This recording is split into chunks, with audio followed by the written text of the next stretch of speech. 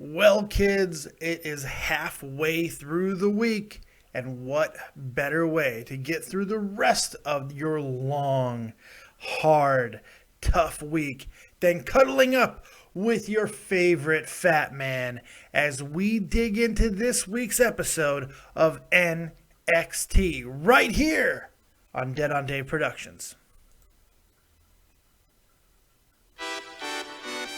Greetings and salutations, Dave, or I guess technically I should call you Dead on Dave.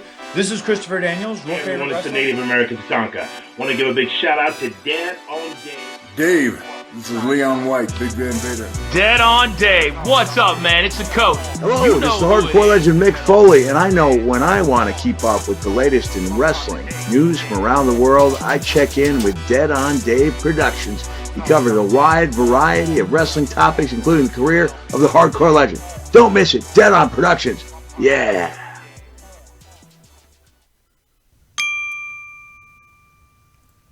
What's going on, everyone? Welcome back to the channel. It is your boy, Dead on Dave, and we are here for yet another NXT review. My favorite week, my favorite wrestling of the week, that is. Little tongue-tied, that's okay.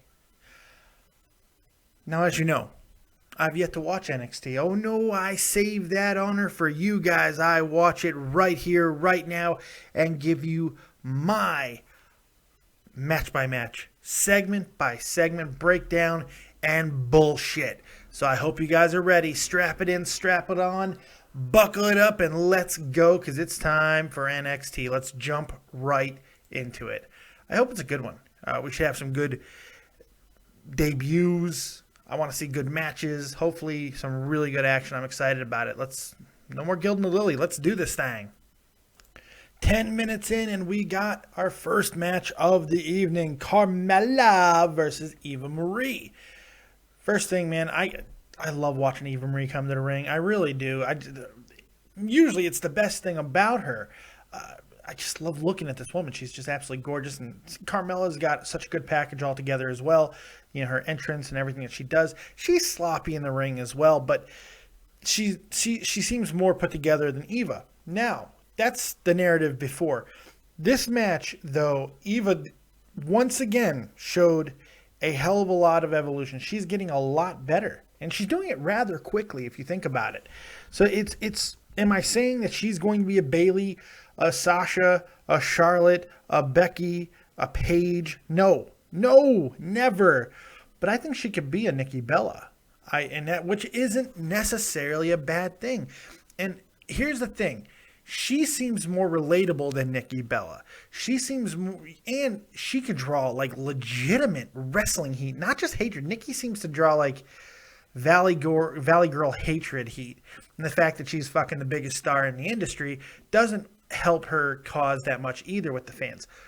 Eva, it's just her personality that just brings this out. She has that charisma, and she uses it quite well. But she's getting a lot of love too. This NXT crowd, which I think does a good job of showing the split where different battle lines are drawn, especially in matches. There are a lot of people cheering for All Red Everything, and that to me shows that she is not just a cheap heat type of character. Now, to go back to her wrestling, and I want to say this. She was still, with some transitions, especially close to the ropes, she seems a little clunky still. Her athleticism seems to have improved. She's doing a couple moves like the big kicks coming off the ropes and stuff like that. That's a really good thing. I love her running knee that she's doing right now. I think that's going to become a bigger part of her offense. She's looking a little more athletic, like she's loosening up.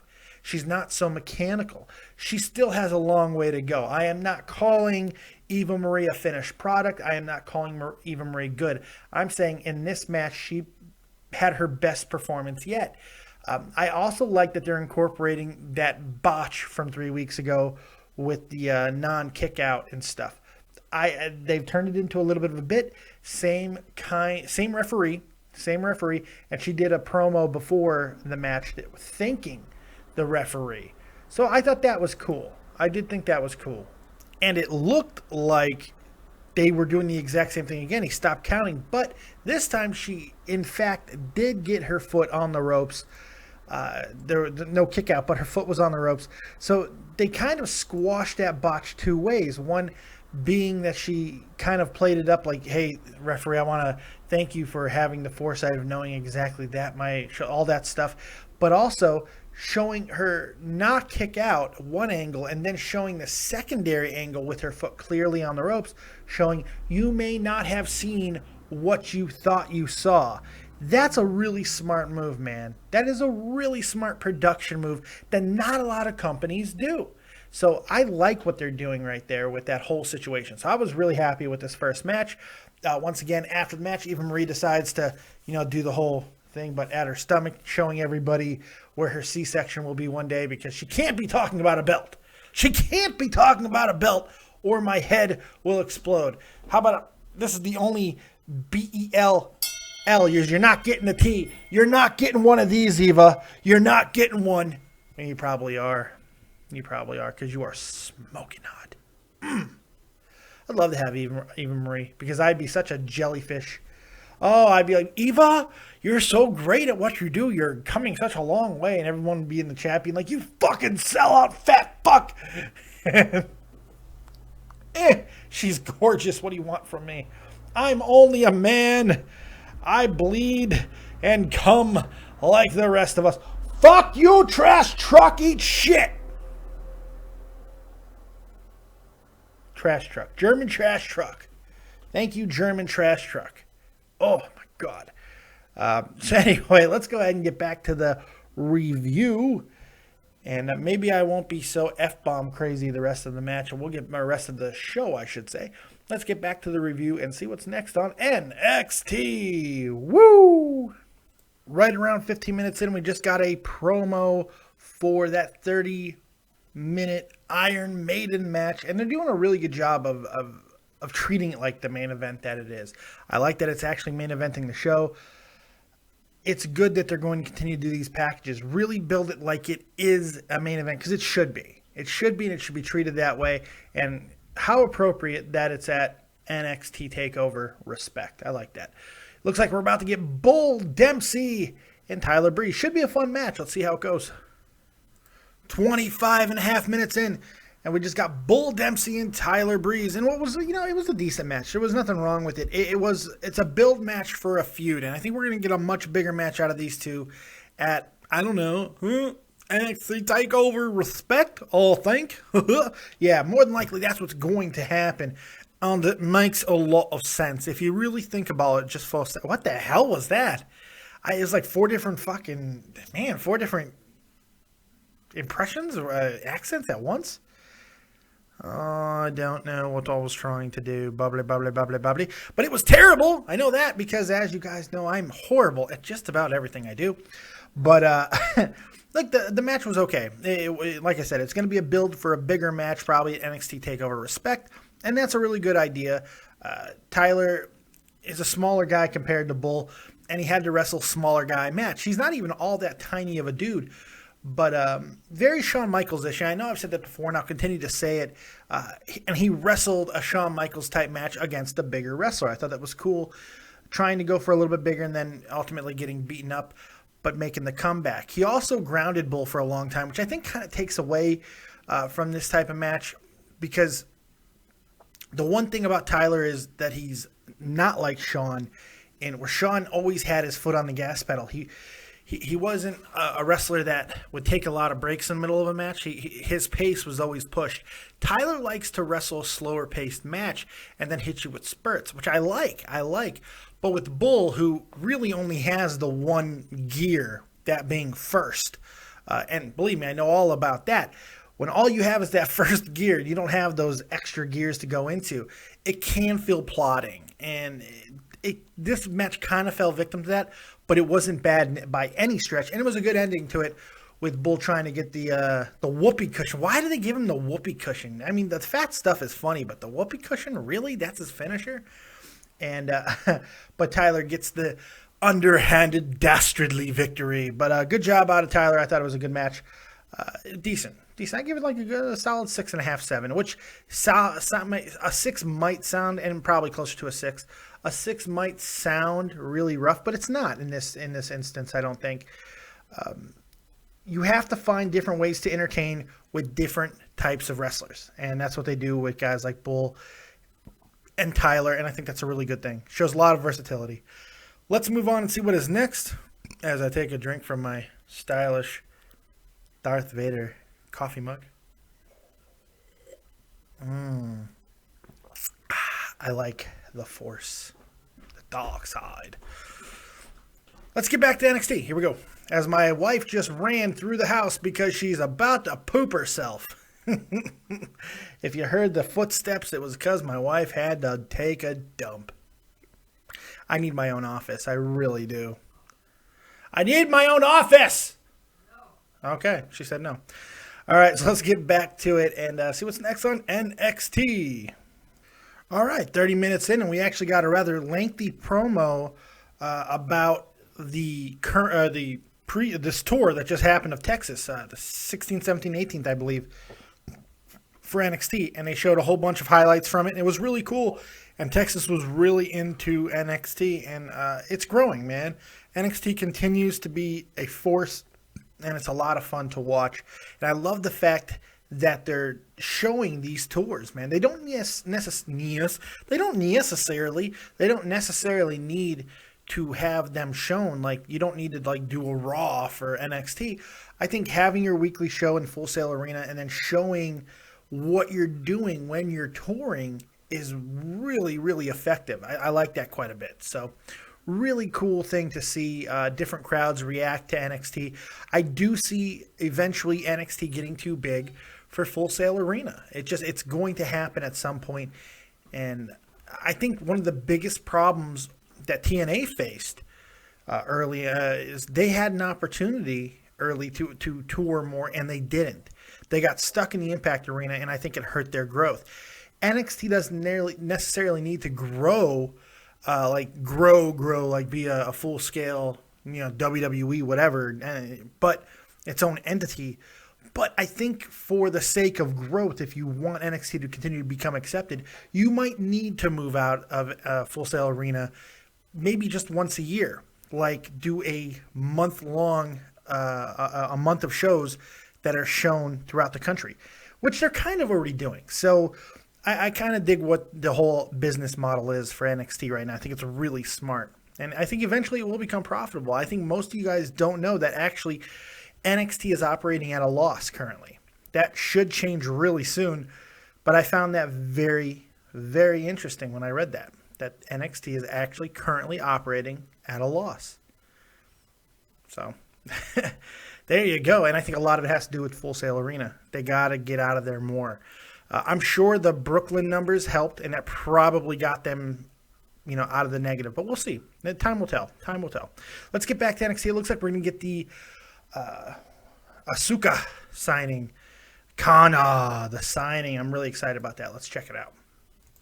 All right, 37:50 in, and 37 minutes flat, and we got the Asuka, not Asuka. I apologize for that. It was the first time I heard her name. Asuka, her signing. She was very excited. Her English is not very good, but you could see how jazzed she was. She is a firebolt in the ring. If you've not seen Kana in the ring, you have to go check her out. She is really one of the greatest women wrestlers in the world today. She's every bit as good as anybody that the WWE has currently, and I mean that sincerely. This woman is an absolute demon in the ring. She's got that. She fights as hard as Japanese men do, and it really does. She's incredible. So she signs her contract, and then Dana and Emma come out and they make fun of her and then force her to leave. And she's playing the very traditional. I like this about Kana because she's got the two-sided mentality where she's really excited and then she's very, the contrite, humble, very small-spoken Japanese woman. She leaves the ring, but as she gets to the top of the ring, she looks back, and that smile of a very confident and dangerous woman appears on her face, and it's almost chilling. That smile was really cool, and I'm glad that she didn't get physical. There's no reason to get physical there. It's coming, and Dana and Emma are in for a world of pain. It's going to be great. I'm very excited about that. So I thought it was an effective, very effective debut. We'll see what the rest of the show holds. I'm excited. Let's see. Let's get back to it. NXT, here we go. 37 minutes, 50 seconds in, and we got a confrontation in the back between Apollo Crews and Tyler Breeze. For some reason, their match for TakeOver has been announced. Okay. So those two are having a match. So I guess Tyler Breeze is done with Bull Dempsey getting the cheap victory. I guess. But that's okay. Because from a match standpoint, that's going to be awesome. Tyler and Apollo. So I'm very excited about that. Apollo Crews should be good. I'm very much looking forward to it. And they teased a little bit of tension. But it was good. So let's see what's after that. About 42 and a half minutes in, we got a recap of the Dusty Rhodes Tag Team Classic. They're showing more recaps than they have actually been matches. And I think that's a little bit of a problem. They showed that Dash and Dawson, Wilder, Dawson, whatever you want to call them, got the victory over the Vaudevillains. That's a match I would have really liked to have seen. But what NXT is doing, and why they're not showing a lot of these venues that they're going to in Texas and other places, is they're not really great. They don't translate well to TV because they're kind of smaller venues and they're darker and it costs a lot to light those. So it's more about those operating costs that I talked about earlier with NXT working at a loss currently, which I find interesting, and it's kind of affecting. This is the first time that I'm going to say this. This affected it because I much rather would have seen those matches. Maybe they should have just played them in Full Sail Arena. It might have been a little bit better. That being said, I don't think it takes away anything from the tournament because you're going to have to win 2 matches that night at NXT TakeOver Respect. So it's still very much going to mean something. And again, it's kind of cool that other crowds outside of Full Sail get to see matches that have an importance in a tournament. So that's kind of cool in and of itself. So there's good and bad coming out of that situation. The Vaudevillains are now out of the tournament. So that's interesting. It's going to come down to who's taking on Rhino and Baron Corbin. It's going to be the Hype Bros, Mojo Rawley, and whoa, you know it, Zack Ryder, voices Finn Balor and Samoa. No, that's not the case. I'm sorry, Jason Jordan and Chad Gable. That should be very interesting. Great match. I'm looking forward to. I think I know who's going to win that one. I'm pretty sure it's going to be Jordan Gable. I think they're my favorites for me, but I really like Dash and Wilder as well. Dash and Dawson, whatever their names are. I like them. They used to be Dawson and Wilder, and that was much easier. Now it's Dash, Dawson, Dash, and Wilder, I think are the names. Which I like the other one better. But they just remind me of like Ole and Arn Anderson, the Brainbusters, the Minnesota Wrecking Crew. That's what they remind me of, the throwbacks, and I really enjoy watching them. They have the Super Codebreaker finisher, which is awesome.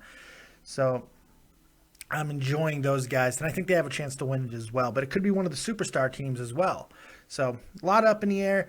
But speaking of the tag team division, we're about to get to our main event of the evening. Tag team titles on the line. Blake and Murphy versus the Vaudevillains.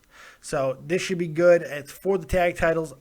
Are they going to change hands? Let's find out. Let's get to our main event. I'm excited. Let's do this thing. Why do I keep saying let's do this thing? What is wrong with me? Do I have epilepsy? Let's do this thing? Really? Stop it. Anyway, let's get to the main event, people. I think it's time that we get to the main event. And ladies and gentlemen, it's time for our main event of the evening. It's scheduled for 1 round of high impact wrestling. We are very excited to introduce to you the team of Blake and Murphy with Alexa Bliss taking on the Maestros of Manlyhood, the Vaudevillains. There you go. So now you got the whole gamut. Yeah, I'm running everything there. You're getting all of it. You're getting my announcer voice. You're getting everything there. So there you go. Let's get to the goddamn main event and watch this thing. Let's do it. I almost did it again. Let's do this thing. I'm awesome. Yeah. I hit the bell too hard that time. Way too hard. I bottomed that bitch out. Let's get to the main event, folks. My God.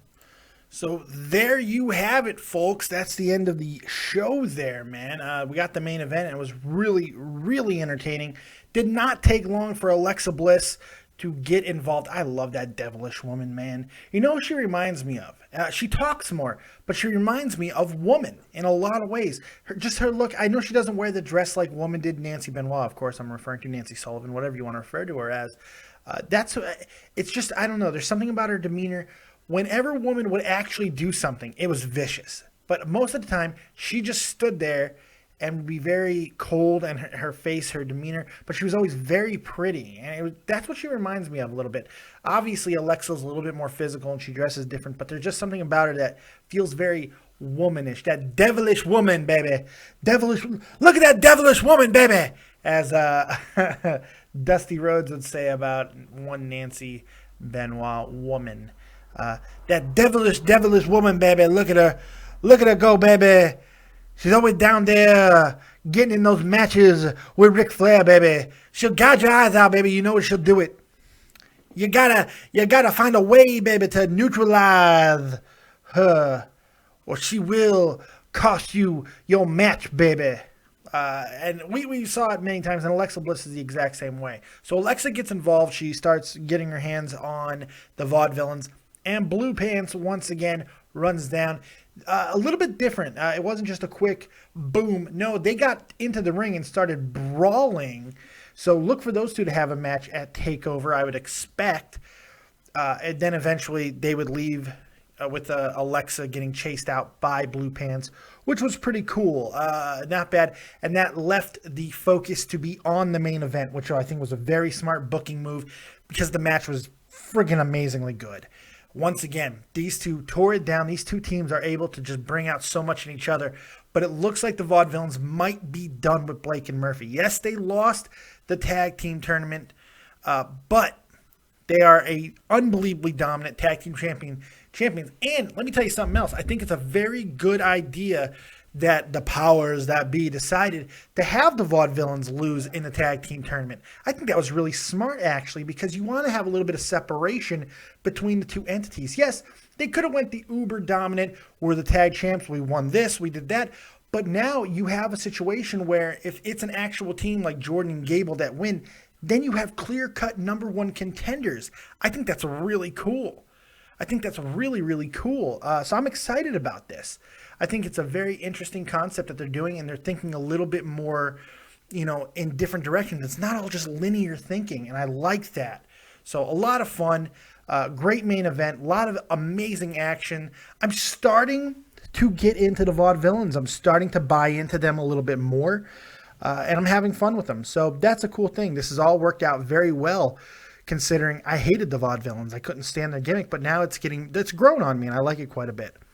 NXT wasn't spectacular by any stretch, but I think they did a lot of things effectively and building things towards the pay-per-view special, whatever you want to call it. So I give it a solid 7, a really, really solid 7. All 7s are not created equal, kids, and this is a really strong 7, maybe even a 7.5. Thought it was a good show, had a lot of fun with it. So there it is. What'd you guys think? I want you to hit that like button and then go right into the chat and tell me what you think of this week's NXT. Hit me up on Twitter. Let me know what you think there. At DeadOnDaveV. I want to hear from you. Lots of great things going on in the channel. A lot of great things. We have new shows being developed. I'm in the works of putting together even more new content. Now it is official on Tuesday nights, 10:30 p.m. West Coast, 1:30 a.m. Eastern Standard Time, and that's like 7:30 a.m. here in Germany. Myself and Jesse, we will be bringing you Taking Shots with J&D, late night shots with J&D. Make sure you check that out. You never know who's going to show up. It was Tommy C this week. It'll probably be him again next week. We love having him on. We're going to take your calls, continue. We're just going to keep talking about everything that comes into our heads that we just need to get out. And like diarrhea. We're going to have verbal diarrhea for all of you guys to enjoy. I got some really cool stuff coming. Very excited. Some changes, some graphic changes. I'm buying a mixer thanks to you guys and your unbelievably generous donations. I'm buying a mixer so I can get the audio quality a little bit better. I do want to save up to get a better microphone. That's my next big buy, but that's going to take a hell of a lot more. You guys are making these things happen. We have a number for the channel now for call-ins, so it's not just on Skype anymore. You can still call on Skype. That's still there. But now I actually have a phone number that you can use as well. So very excited about that too. In fact, let's go ahead and show that number so you have it, so you know it. It is 702-751-2902. 702-751-2902.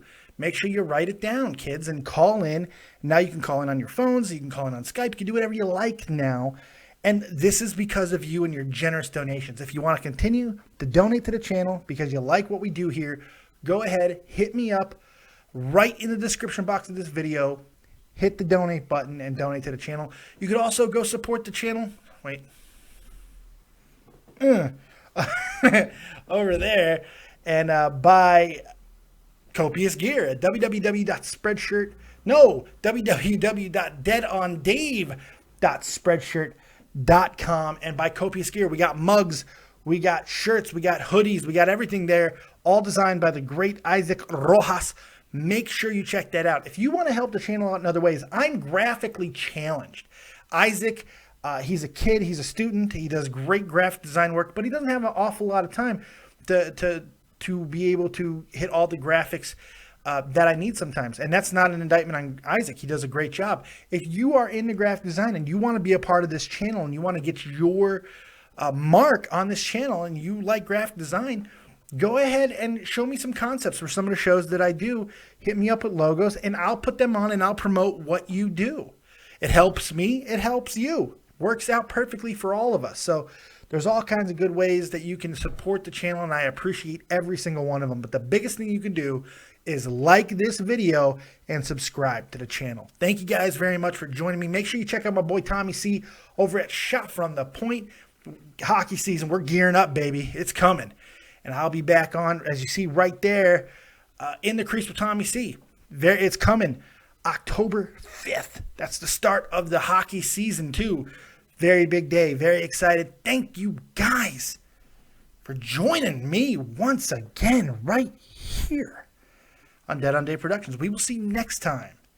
Like, subscribe, and share. And as always, if you don't have talent, have talented friends. Keep it copious. Peace.